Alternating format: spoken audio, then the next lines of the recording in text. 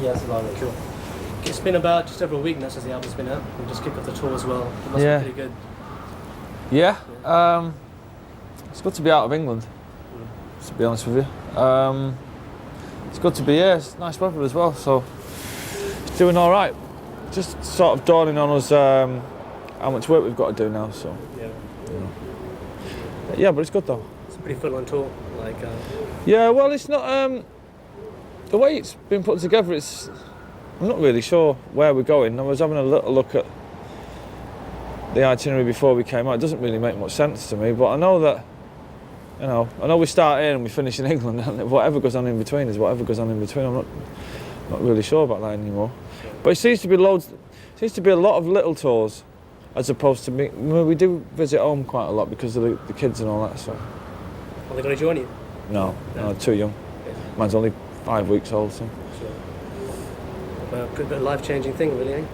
Well, to be honest with you, 3 weeks after she was born, I left anyway. So it's didn't really get that much of a chance for it to. I mean, obviously, it's your daughter and all that, and there's there's a bond there, but she's not really got a personality yet. She does a lot of sleeping and that, so didn't get the time to get that attached to her really. I was letting her mother do all the bonding first. I was rehearsing really, Missing out on all the hard work. Yeah, all the smelly hard work. Yeah. I was just to say, how does it compare to the start of the Be Here Now tour? Are you better spirits now? When you were then, or? It's quite a daunting task, really, even starting off, I guess, isn't it?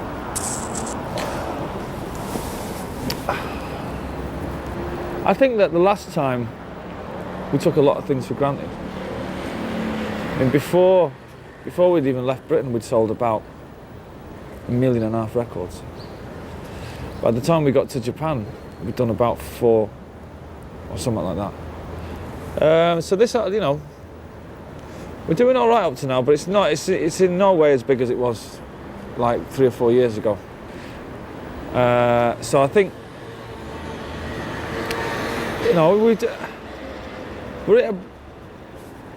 it's a better vibe in the band because we're playing better on stage and we seem to hang out a little bit more and we're a lot more focused on what we have to do.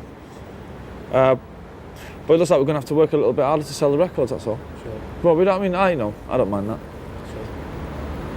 Sure. Something, I'm not a musician, but yesterday's concert, to me, and compared to all the bootlegs I've got, it sounded pretty good. And we've got a new sound man, you see. Okay. See, the last time, our sound engineer, he sort of lost the plot a little bit. It was maybe a little bit too loud for its own good, really, but we seem to have got this guy, this Australian guy called Bruce, believe it or not. Very noisy, Laurie, isn't it? It should be okay then. Yeah, and he seems to have got the balance of the band great, and he seems to have been able to reproduce the sound of the new record, which is, I mean, I don't personally know because I don't watch it from out front, but from what people have been telling me, it's great. So yeah. I was to say, obviously Andy and Gem, it obviously must feel a bit weird for them coming out with Oasis, but not just that. To me, it seemed that you're having a bit more fun out there when you did the Led Zeppelin thing yesterday. And yeah, I mean, I don't really think that it does feel weird for them, really, because I think that we were so much part of British culture anyway, and we were all on the same record label. It's almost like we've been in the same band anyway for a while. It's not as if they're two complete and utter strangers from. I mean, they're fucking good musicians first and foremost, and they're great people. But they know a lot about the Oasis songs anyway. Do you know what I mean? So, I dare say that we form a part of their record collections. Do you know what I mean? So, I don't think it's that. I think it was probably weirder being in rehearsals as opposed to being when you're on stage. You're just playing to the crowd, aren't you? When you're in rehearsals, you're trying to get it right. We've been through all that now, and I think that by the time we get, I think usually the 7th gig is where it really starts to click. So it's the 6th gig tonight, and so the night after tomorrow should be a pretty good one. But I mean, all the gigs have been great apart from the one in Fukuoka where Liam lost his voice and that, which is a bit of a bummer. But I mean, the doctor did tell him to rest for 5 days, and he was singing 2 nights afterwards, so we can't really complain too much. That's talk about Liam actually. to talk about the studio, I mean, you've got to hand it to him. I mean, the future of the band did line a lot, I guess, how he acted and how he acted for what the album was going to be, and he didn't drink, and he did well for himself. And so, I guess he wrote the news, he wrote a song as well. I mean, yeah. So. Well, he is looking after himself on the road as well, because it's like there's too much at stake these days. So if it was like 3 or 4 years ago, nobody really gave a fuck about anything really. It was like we're the biggest band in the world, no one give a shit. Whereas now we've got too much to lose really, so we can wait for the party until we get home. Well, it was the same in the studio as well, So around about the time of being here now, we would all get pretty loaded and then go and record a record, whereas for this album we sort of done it the other way around. But I like working like that anyway. I don't like chaos in the studio because I can't concentrate on what it is I'm trying to do, Just to lay this, sorry. But I think that the record sounds better for it anyway. Yeah, definitely. Just to lay this Boner Giggsy thing to rest, they were very important to the band before, just to the persona and everything. And it has been said that it's not so much as 5 Mancunians on the piss now. It's like a normal band now. It's like a proper entity now. Would that be fair comment? They are better musicians. Oh yeah, totally. I mean, in the case of what it's done is Gemma's taken a lot of the weight off my shoulders because I don't have to play lead guitar all the time, so I can concentrate on singing and playing rhythm guitar a lot more than I would usually do. And Gwiggs, by his own admission, bless him, could never play the bass anyway. Yeah. So Andy's a far better bass player, but it was like they were right for the band at that time. But I don't think they were. I don't think it would be right if they were playing the. I don't know. This just feels right, And I think that if Boner and Gwiggs were still in the band, we wouldn't have been making another record after this, because it just become a bit stale for me. Yeah. Whereas now Andy and Gem have joined the group, and it's sort of breathed new life into us really. And I think that we can only see positive things for the future. Whereas if it was just like the same old shit, just touring the same old band, it doesn't really hold much interest for me. Because it's like we don't really change that much musically. What comes out of the speakers is more or less, it's more or less rock and roll music, give or take a few drum loops. But it's still not 5 guys playing rock and roll,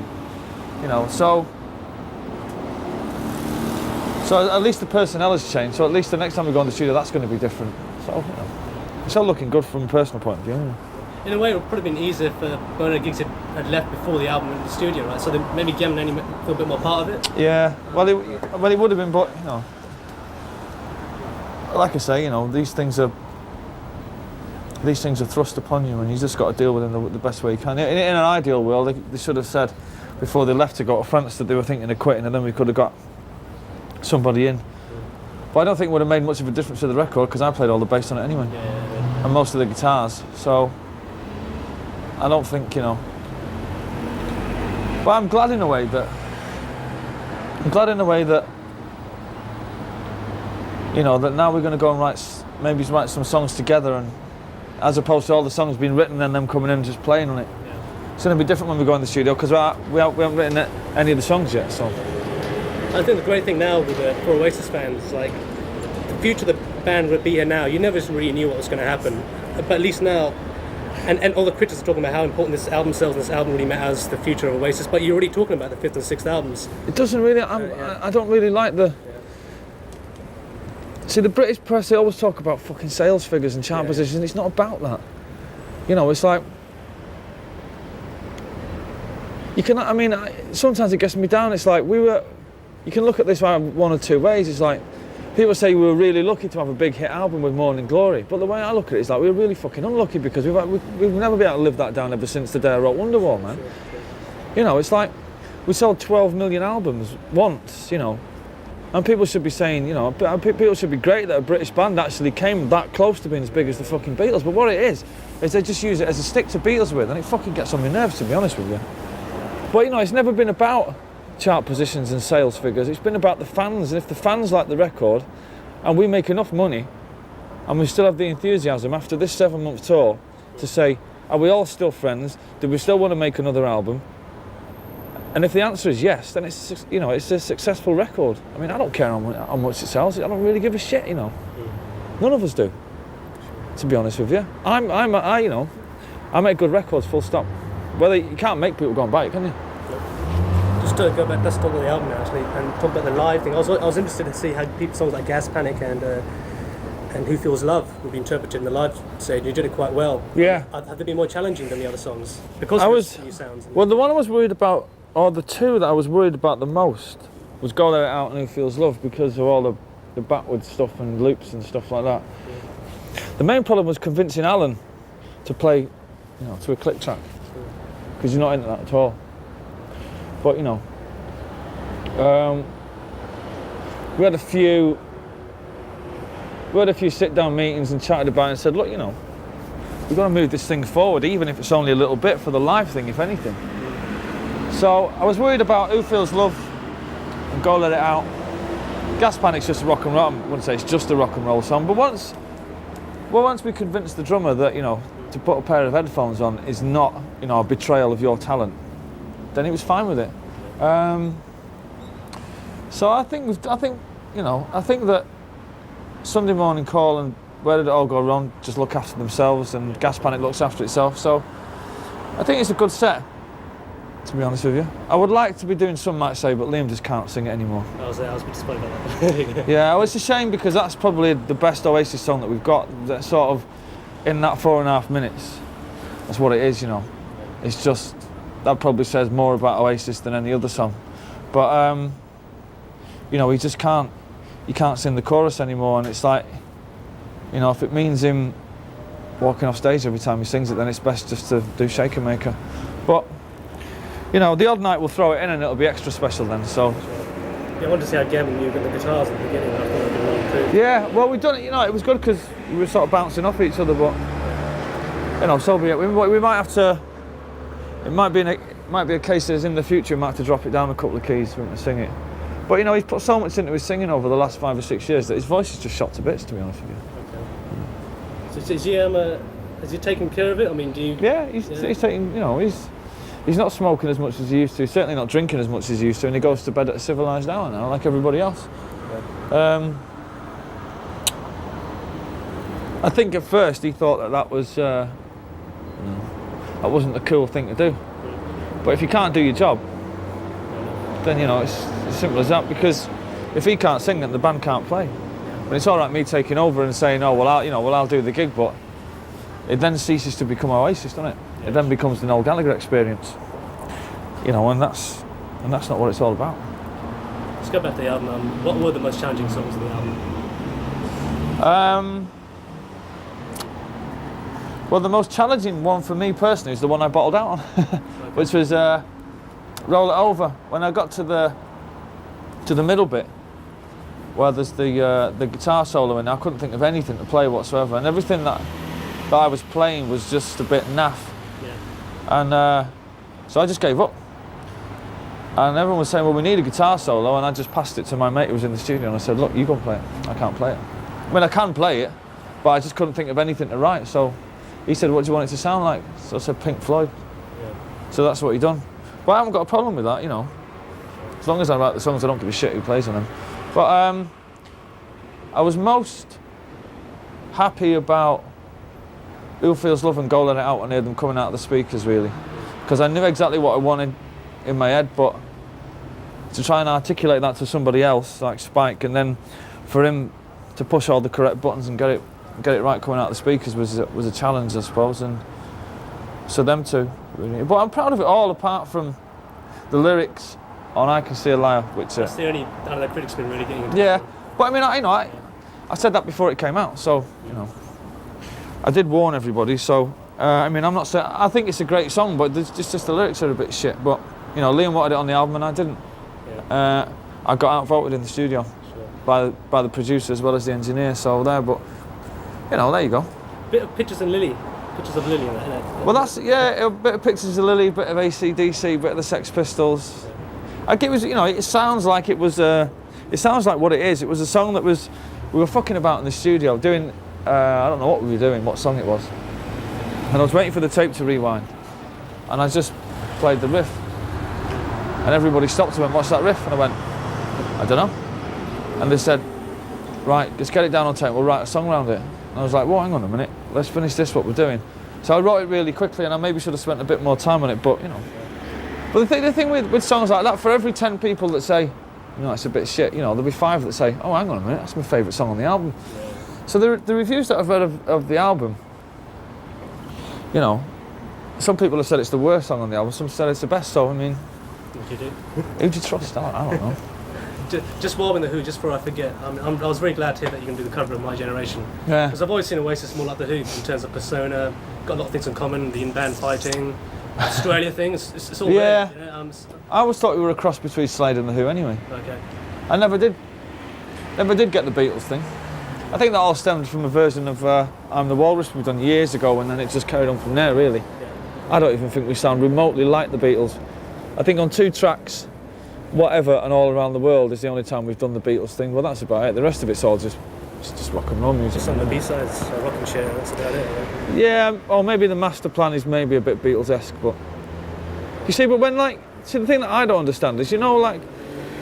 When Radiohead put the little bit of Sexy Sadie in Karma Police, you know, everybody says that, you know, he's a genius. Now, when I put a little bit of Dear Prudence in Who Feels Love, it's called pastiche, you know what I mean? So you're honest. People just don't fucking like me anymore. I've done something. And I can't quite work out what it is, but there you go. But of course you'll find out that if we listen to everybody's music, especially British bands, there's always a little bit of the Beatles in there somewhere, but I just get caned for it all the time, which is it's a pain in the ass for me, but what can you do? As long as the fans turn out. Yeah. So just go back to the live thing as well. Quickly. How do you feel like singing the old songs like Rock and Roll Star and everything? I mean, because you have moved on. Right, I love it. Yeah. I think, to be honest with you, you know what the problem with because the last time we came out on the road in '97, we were doing 8 songs off Be Here Now. It's just a ridiculous thing to even attempt to do. You know, it's like, I mean, we're doing 5 on this tour of the new album, and I think that's 1 too many, you know, to be honest with you. See, because like people want to come for people are going to buy your album. No one's going to come and pay. All these gigs were sold out before the album come out anyway. So nobody's coming along and they're thinking, well, I'll buy a ticket for the gig and I'll see what the new songs sound like, and then maybe I'll go and buy the album. It's not fucking about that with us, you know. It's like people want to come and they want to hear Don't Look Back in Anger and Rock and Roll Star and Supersonic and Shaker Maker, because it reminds them of 5 or 6 years ago when they met the girlfriend, or when they got married, or when they had their first child or something like that. You know, these are life-changing songs we're talking about here. So I think there's a duty to play them songs. I don't think you should play too many new ones anyway. Especially if they're not as good as the old ones. The band remain unnameless, but they've actually said, a very famous British band, that they're not going to play any of the singles anymore. And like, I kind of thinking, well, I don't know, I mean, it's probably just digging their own grave, maybe. Yeah. That is ridiculous. That's just ridiculous. I mean, it'll be like... So what are they going to do, play their new album every time they go out in order? Pretty much. It's fucking stupid. I mean, if you want to go and hear somebody's new album, right? You got the record, so you buy it, you put it on your stereo where it's nice and it's, you know, and you get a nice good sound out of it. Gigs are nights out. Gigs are things to get drunk to, jump up and down in the air to, you know. I think whoever that was, I don't know who you're talking about, but whoever it was, I think it's ridiculous. Okay, last time I spoke to you, and I knew you were just pissing around, but you told me that lyrics were rubbish and that the melody really counted. And for the first 2 albums, that's certainly the case. Anyone who wants to see anything deep in the first 2 albums doesn't get it, really. But obviously now, you have moved on, and lyrics, these are your deepest lyrics. Yeah. Well, I was, you know, between the years of 1990, 91 and when I started to write this album, everything in my life was going like that. You know, it was, got a record deal, was in a great band, you know, met a great girlfriend who became my wife, sold shitloads of records, toured the world, and it was fine. It's really hard to write decent lyrics about how happy you are. Which has been for me anyway. So I'll just make up abstract shit that sounded good.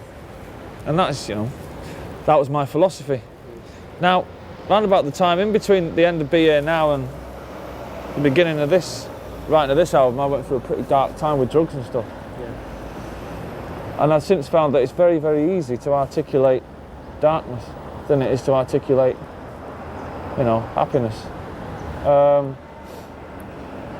But that's, you know, that's just, on this particular album, it's just, you know, they're just documents of what was going on in my life around about that time. Now, the stuff that I've been writing lately is very, very uplifting again, because I'm happy again now, because, you know, to me, I feel like I'm in a new band, and I can only see good things for the, you know, for the future. So, stuff I've been writing lately is quite uplifting, in its melody and its in the music. And I've gone back to where I was now in, you know, 1994. It's like I'm finding it really difficult to write words again, because how do you articulate happiness? There's only one way to say it, and that is to say, I am fucking very happy. Whereas there's many ways to articulate sadness and darkness. So you're happy with what you're doing then, obviously? Because last time you said you were going to quit when you was 35. I can't see that happening now. I mean... No, I don't... Like I say, if it was the same old band, I probably wouldn't even be here now. Probably wouldn't even be bothered touring, because I know it'd be shit. But I know I definitely want to make... See, we don't plan for anything, you know, like 5 years down the line. It's like, I know we're going to make one more record, and then after that record, we're going to tour that record. And after that, again, you know, who knows? You know, who knows who's even going to be in the band then? I know from my experiences in Oasis that after the next record, I wouldn't even bank on us having our own record label anymore. I wouldn't even bank on us having the same manager. I wouldn't even bank on us having the same drummer or rhythm section or singer or anything, because from my experiences with this fucking group, anything can happen. But there will definitely be another record, and there will definitely be another tour. Depending, I don't know how big that tour will be. It depends, you know, on how much money we make off this album, I suppose. Yeah. But, you know, I can see 2 years down the line anyway. Let's put it that way. Okay. Cool. So say, out of all the albums, this is a very understated album. And would you agree with that, firstly? I think that it's in a weird way, it's a shame that. See, this. It's a shame that all this stuff has happened with Bonehead and Grease, because now we've got to put a full stop after this record and say, well, that was the end of the first phase. Whereas that should have really happened with Be Here Now, and this should be the beginning of the next phase. And I think it's a good starting point for the next, you know, it's a good indicator of where, well, because we had so much time off, we're just putting our foot back in the water, you know. And I was exploring a few things in the studio, and a few things lyrically, and a few things within myself, you know. And during the making of the record, we found out that we were good at some things and not so good at others. We found out that we're not techno boffins. We found out that we're a dirty rock and roll band, and that's what we should remain. We found out that we're no good at anticipating what modern thinking people like about rock and roll music. We found out that we're good at just plugging the guitar into an amp, turning the fucking thing up. As long as the song's good, that'll carry it through. Yeah. No amount of fannying about in the studio is going to make, you know, some might say sound any better. It's a great song, period. So I think when we got to record the next record, it'll be done very, very quickly, and there'll be a lot less fucking about. Okay. But you have moved on then, so. Yeah, but I think you know, I don't dig all this bullshit about moving on sonically. We never said we were going to change the world. We never said we were going to, you know, make groundbreaking records. I don't give a fuck about British music or Japanese music or French music or the ongoing, you know, fucking challenge, you know, to challenge your listener. Fuck all that, man. I just want to make people dance. You know, just want to move air, man. I don't care about fucking, you know, Sonics. And where music's going to be in the next century. I'm not going to be fucking around in the next century. I don't give a shit about that. And when did I ever say I was going to change music anyway? When did I ever say I was going to be this groundbreaking, you know, lyrically adept musician? Yeah. Fucking, let's play the blues, man. Just write bullshit. Cool. I was going to say, between Definitely Maybe and What's the Story, your songwriting, you were just cutting like, and the master plan is, there you go. All these great songs are just coming out. Yeah. A lot of Be Here Now, My Big Mouth, long before it came out. Is this the first time you had to start from scratch? Yeah. So it was, yeah. That must have been quite daunting. Or was it? it was because the thing between Definitely Maybe and Be Here Now was like I never had any time off, so I was just writing constantly. But this time, after the Be Here Now tour, I didn't write any songs on that tour because I was too busy getting pissed. And so I came back off the tour with nothing, not one single crotchet of music, and then had a year off.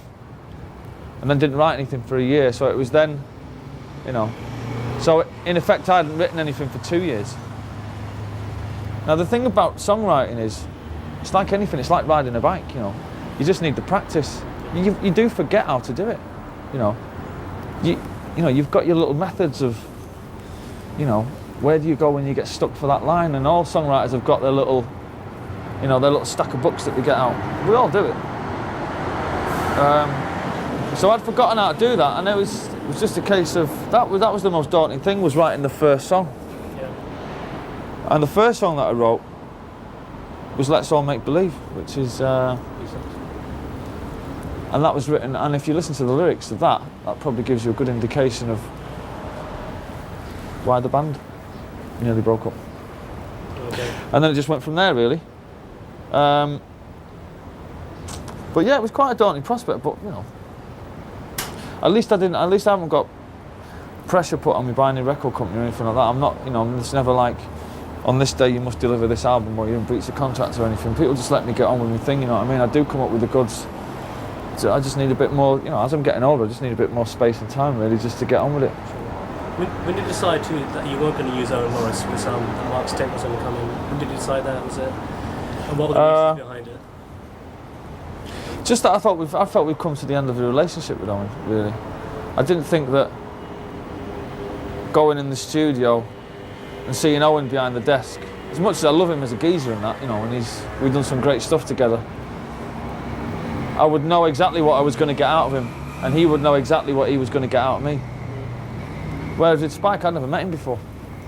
So I was thinking, well, you know, who's this geezer? And he'd never met me before, and he was thinking, well, I wonder if all the stories are true about this geezer here now. So it was a case of musical sparring for the first, you know, 6 or 7 weeks of the album. And he's like, well, you know, well, this is what I do. And I'm like, yeah, well, anything you can do, I can do better, mate. So I think we pushed each other a little bit. I'm looking forward to working with him again. But you know, Owen was brilliant for that time. It was the same as Griggs and Boner, they were great for that time, but you know, just, you know, shit's got to change every now and again, you know what I mean? Keep it happy, you know what I mean? Yeah. Go Let It Out, I've heard you talking about it. It could easily have been on Definitely Maybe if it was maybe produced differently. Yeah. But that could be the last of its kind. Just, I don't know if you've hinted at, is that, do you know what I mean? Wait till you hear the new stuff, mate. Yeah. Cool. I've written, I'm halfway through the third song of the next album. And so the two that I've written, I've got lyrics finished, demoed and everything, and they're just fucking absolutely rocking. One of them is the biggest glam rock track you're ever going to hear ever. It's got the biggest backbeat of a fucking song I've ever heard. The one after that is a proper Oasis anthem, proper one. And the one that I'm writing at the moment is just like filthy, dirty Stooges meets fucking Black Sabbath heavy rock. But all air-punching anthems. None of them are like, you know, it's more like that. So let's just hope there's fucking people around to listen to him. Have you written anything with Gem or Andy yet? No, Andy's written a song that him and Liam are working on, but I think that's Andy's song. Gem was doing something in the dressing room the other night, and I flipped him a couple of chords. So you know, but you can't, you know, I don't think you can't force these things. I think that it's just going to be if it's going to happen, it's going to happen. You know, I don't think they'll be put in the diary. You know, oh, today must write a song with Gem and Andy. But I know for a fact what happens when five geezers you know, when you get in a recording studio and all the guitars are laying around, the drum kit's there, shit happens. You know, it just so happens that for the past 8 years, every time I've gone in the studio, there's just been me there. The rest of the band, they don't express any interest in songwriting. But you know, Andy and Gem will, I know they will. So I think that something. Let's say if it's only one song that's a B-side, that's a good thing, you know. And say if Gem only writes 2 songs by himself. And say they don't even go on the album. It means that I don't have to write 2 B-sides that might go on the album after that. Do you know what I mean? So it's all good. It's all good. Just got to change tapes with it. Promise you that. You're having difficulty conveying in words what you really want to say in a song.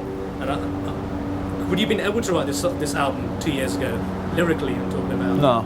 Yeah? I feel with my songwriting, it's very, with the lyrics anyway, it's very hit and miss, you know. But I have to say, in my own defence, that Slide Away, Cigarettes and Alcohol, Live Forever, off the first album, are just fucking fantastic lyrics. I don't give a shit what anyone says. And Supersonic, and it's utter stupidness is just fantastic.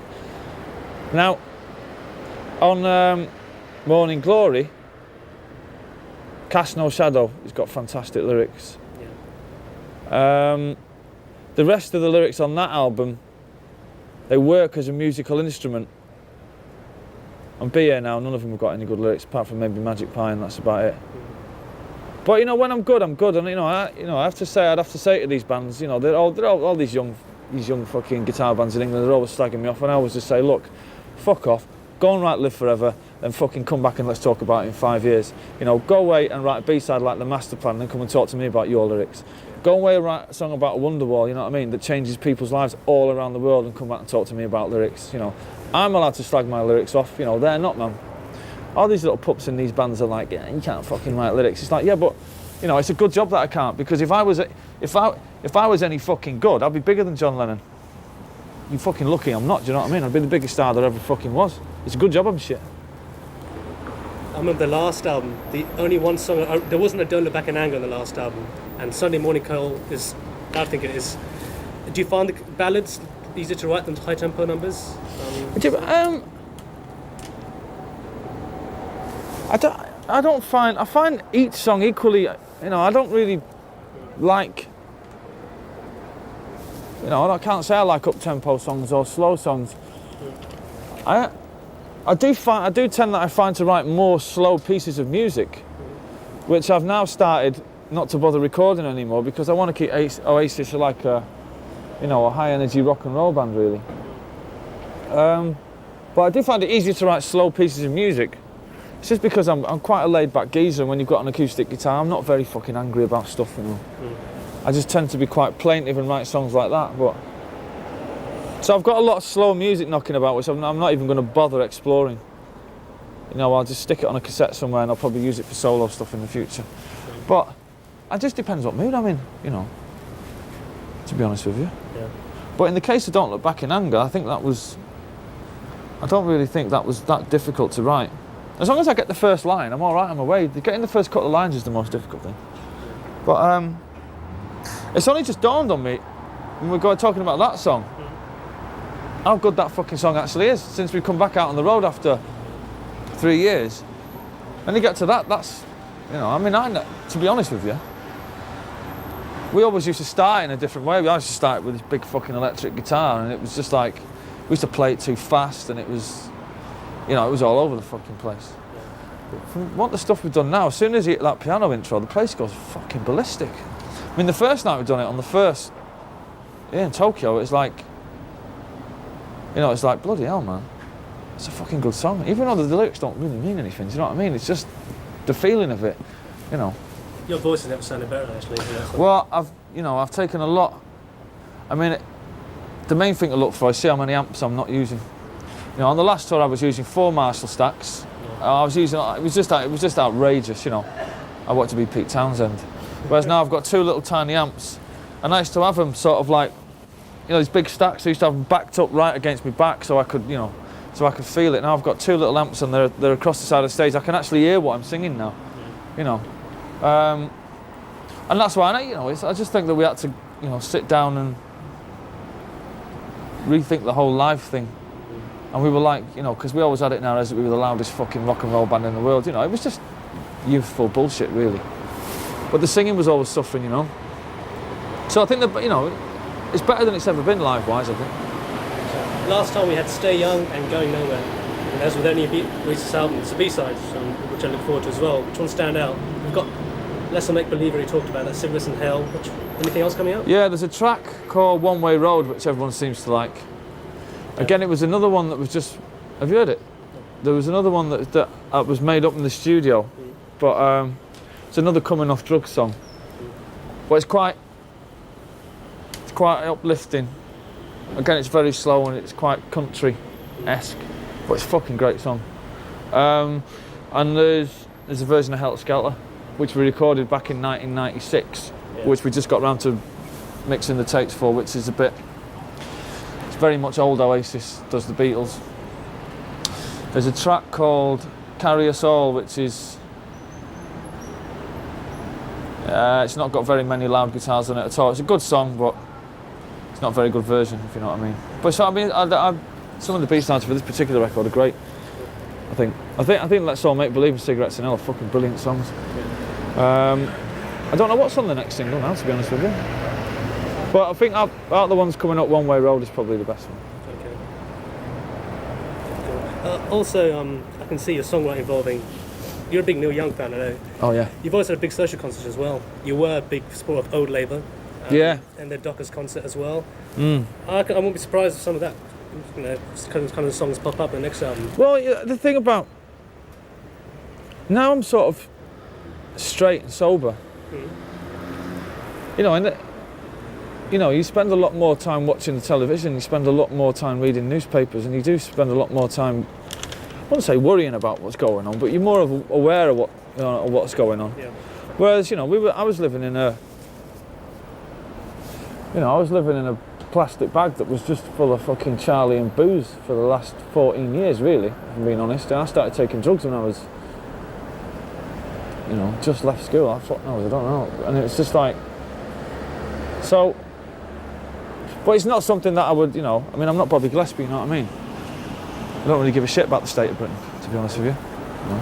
I said it, I mean, I think, for me personally, Cigarettes and Alcohol says more about the state of Great Britain than any song any punk rocker ever wrote, because it's just a song about how it actually is, Just want a little ghetto blaster and a bottle of cider and a fucking packet of cigs, and that'll be my favourite song, and that'll fucking do me.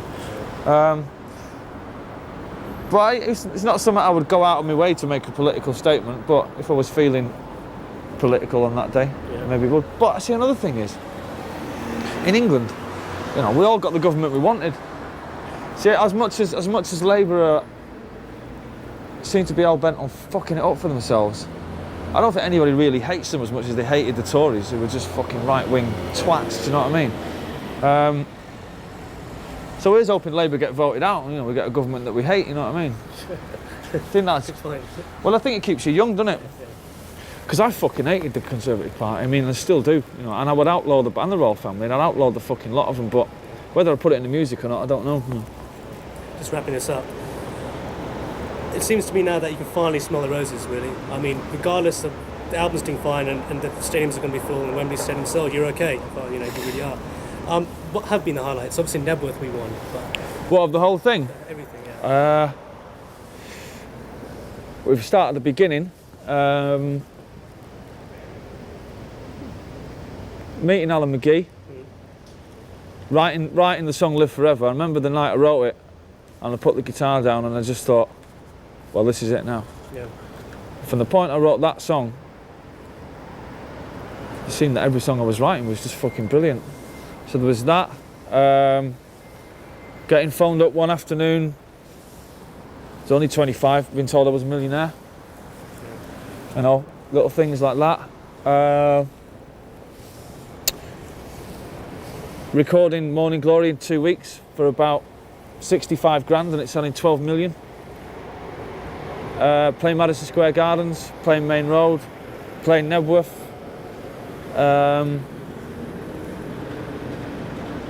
Just, all of it. When I look back, I think, a lot of people slag us off for a lot of things, but, we came fucking that close, man, to being, to being as big as the Beatles. It was only that close. If we'd have put out a decent third album, say if this was our third album, I think you'd have been talking about major league fucking rock and roll stars, man. But shit happens and we lost the momentum. A lot of things got in the way with drugs and booze and stuff like that. In band fighting, fucking bullshit, you know, record company bullshit. But at least I can look back and I can look any musician in the eye and say, how close did you get? You didn't even get from here. So as far as you could fucking see away. But I came that close, man. And it was scary. It was scary to think, man, that, you know, we played to 125,000 people 2 nights on the trot. How fucking bizarre is that? You know, when I think about it now, it's just, and we didn't give a shit. You know, we turned up there fucking just pissed at arse. Show me the stage, I'll go and play. Like, if I'm playing to 25,000 people, I get nervous now. Do you know what I mean? We didn't give a fuck. I think I look back on it and think it's a good job that we didn't give a fuck, because we probably have more grey hairs than I've actually got now. You know, we just didn't give a fuck. You know, but you know, like I say, we've done our bit, man. We've done our bit. The Smiths done their bit. The Roses done their bit. The Sex Pistols done their bit. The Jam done their bit. And the Beatles done their bit. Who else is going to do their bit? I don't fucking see it at the moment. You know, I think we should just be left alone now to make some great music and just grow old gracefully. Whereas, you know, I think people in England will always want us to be Liam and Noel, fucking Ian, who fucking wants it, cunt face, you know. But I'm 32, you know, by the next time I put out a record, I'm going to be 35. I just people just let me get on with fucking, you know, just being a man. I'm not a boy no more. You know, I'm good at what I do, let's just leave it at that. I was great. I might be great again. Who knows? And the last question. The Rolling Stones and the Beatles, they had Chuck Berry and Little Richard. How much did you listen to Little Richard and Chuck Berry? Yeah, well, Little Richard and Chuck Berry go straight through to Steve Jones from the Sex Pistols. You know, I don't know. It's all just the blues, isn't it, at the end of the day, but you know, and it all goes back to Mississippi in some way, doesn't it? You know, if it wasn't for you know, for black geezers playing guitars, they invented rock and roll, didn't they? Because because Elvis Presley sold it to the white kids, you know, who then sold it back to the American white kids, who then bought shitloads of it, and then, you know, then we came along, and we're still buying it. But yeah, you know. Well, Steve Jones was my Chuck Berry, you know. And I don't know who my Little Richard was, though. Townsend, was it? Oh, Pete Townsend, yeah. I mean, if we're talking purely guitarists, then, you know, it goes Steve Jones, Pete Townsend, John Squire, Johnny Marr. Okay. Definitely. Just as a guitar player, I would love to be a cross between them 4 or 5. I don't think, you know, probably to their own admission, John Lennon wasn't really the greatest guitarist in the world. He was a fucking brilliant songwriter. George Harrison was a little bit overshadowed by the songs to be considered a great guitarist, even though he was. Eric Clapton's fucking awful. Jimi Hendrix is just too good.